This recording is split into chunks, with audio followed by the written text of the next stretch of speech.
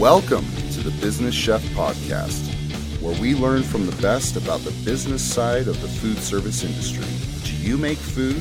Then let us help you make money doing it. Want to connect with us? Check us out at Make Food Make Money on Instagram or Facebook, or email us info@businesschef.org.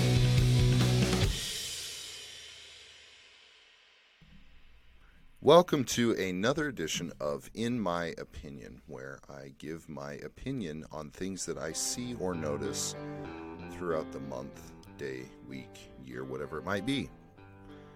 One of the things I've noticed lately, something that has come to my attention more often than not, is people or concepts or operations basing their decisions on people rather than systems, strategies, policies, procedures, whatever it might be, whatever standards you have or you've set in place. They base their decisions more on the people than the policy or the procedure or whatever it might be, whatever standard that you have. And what ends up happening? Well, most of the time what ends up happening is that people fail us. People do not always live up to expectations, and a lot of times we're caught off guard when that happens.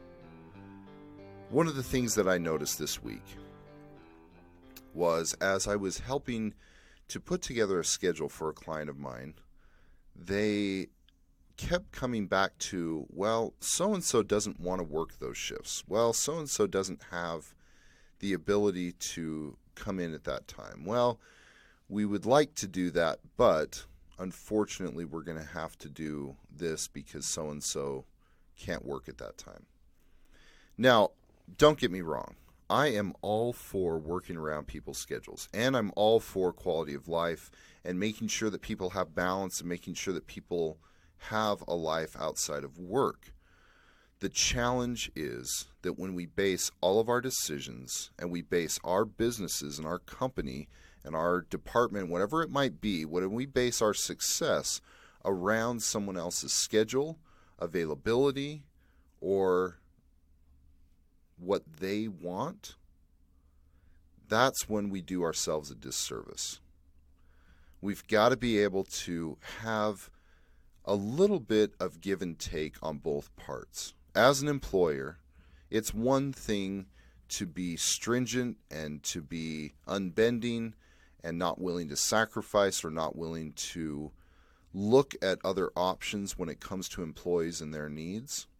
But at the same time, employees have to understand that we have a business to run and we have to run that business according to what's best for the business.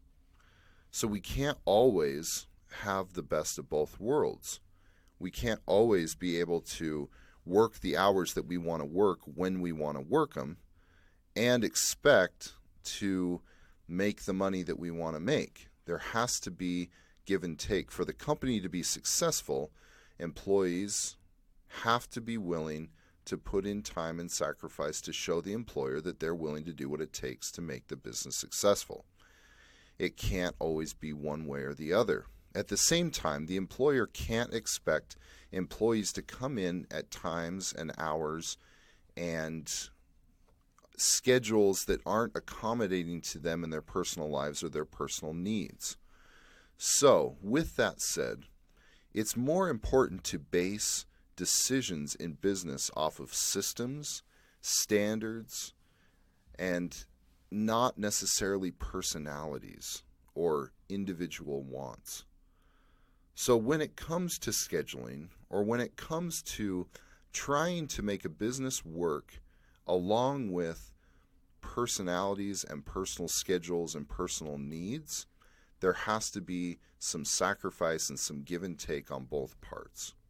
So keep in mind, when it comes to employees are our biggest assets, but they're also our greatest liabilities.